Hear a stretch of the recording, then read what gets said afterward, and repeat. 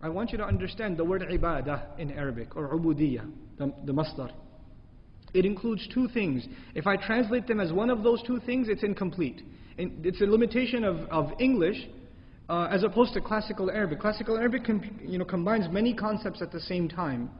And so if we just look at a partial translation or partial meaning of the concept, there's confusion left in the mind. The two terms that completely or comprehensively cover all aspects of ibadah or ubudiyah are two things. Those are worship and slavery.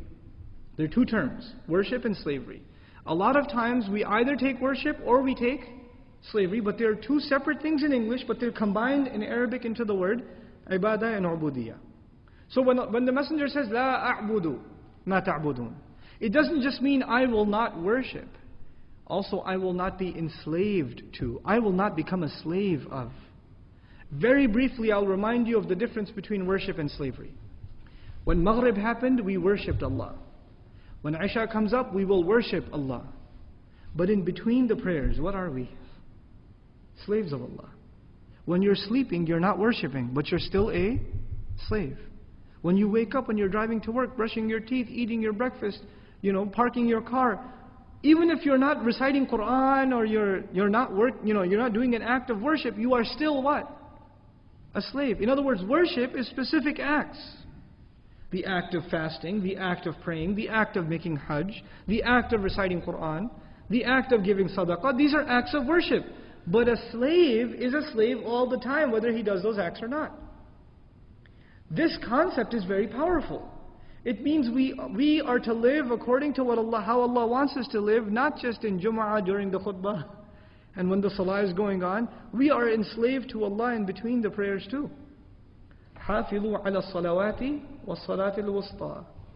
And Salat al-Wusta, some commentary says it's between the prayers. Be connected to Allah too. You know what happens a lot of times? People worship Allah, but they still don't act like His slave. Somebody owns a liquor store, comes to the salah for 5 times. He worships Allah, but he's clearly not acting like what?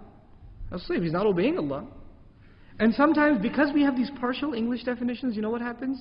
We think to ourselves, hey, at least I worship Him. At least I worship Him, so my job is done. No, you worshipped Him, but you're still not a abd of Allah. Worship is one part, slavery is the other. Ibadah includes both. Now the Arabs, they had 2 problems. There are 2 problems. They refused to worship Allah, but you know what the bigger problem is? They refused to be Allah's slaves. There are 2 problems in this surah. We have to make those problems distinct.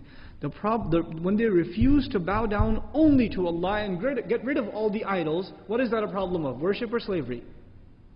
That's a problem of worship. But when they refuse to give the orphan, when they refuse to not kill the baby girl, when they refuse to not feed the poor, when they refuse to not give justice, when they refuse to kill without having right to do so, when they abuse the slave, when they do all of these things, what are they refusing to do? They're refusing to act like Allah's slaves. Being Allah's slave includes you worship Him and you act like His slave. 2 things. So now understand the ayah. La a'budu ma ta'budun. La a'budu, I will not be enslaved to, and I will not worship what you have been worshipping. Now we have to understand, Allah, in this ayah, the messenger is being told to talk about what they worship and what they are slaves of. So what is it that they worship, and what is it that they're slaves of?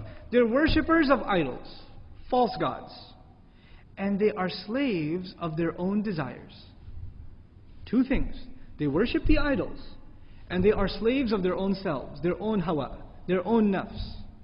And the messenger says, I refuse to worship your idols, and I refuse to be enslaved to my own desires. I refuse both of those things. I'm never going to. Now, the mushrikun said, he's been rejecting our religion for a decade now almost. Let's give him a compromise, maybe the future. Makkah has become pretty tense, Always this confrontation between the Muslims and the kuffar. Let's make a compromise, life will become better.